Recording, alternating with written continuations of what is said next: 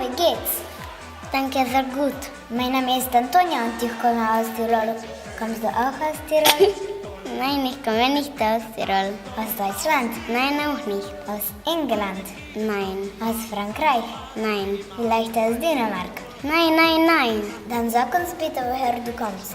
Ich komme aus Slowenien. Aus Slowenien sprichst du Slowenisch. Ja, ich spreche Slowenisch. Und was macht ihr hier im Wald? Alles, naja, fast alles. Im Wald gibt es immer viel zu sehen und zu tun. Was alles darf man im Wald? Im Wald darf man spazieren gehen, klettern, Frühstück spielen, rennen. Und was alles darf man im Wald nicht? Im Wald darf man kein Feuer machen, kein Auto waschen, kein Papier und keine leeren Dosen wegwerfen und keine Lärm machen. Wer ist das? Das ist meine Freundin. Wie ist ihr Name? Sie heißt Talia. Wohin geht sie? Sie geht spazieren. Warum hat sie einen Stock? Ihr Bein tut weh. Was ist passiert? Sie ist vom Fahrrad gefallen, aber es ist nicht schlimm. Das kann jedem passieren. Gott sei Dank. Hast du eine Uhr? Ja, ich habe eine Uhr. Wie spät ist es? Es ist 11 Uhr. Hast du Hunger? Was möchtest du essen? Ich habe keinen Hunger, ich habe Durst. Durst hast du?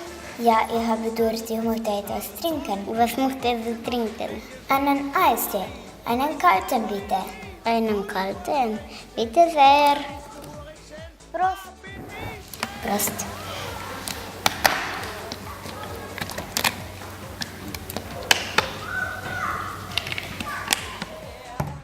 Mensch, ist das toll. Und was möchtet ihr? Wir möchten singen. Was möchtet ihr singen? Ich möchte das Lied Anton aus Tirol singen. Und ihr, was möchtet ihr singen? Wir möchten auch das Lied Anton aus Tirol singen. Na gut, wir singen das Lied Anton aus Tirol. Es geht los, 3, 4. Scheint die Hausmesse zu essen wollen den Anton aus Tirol.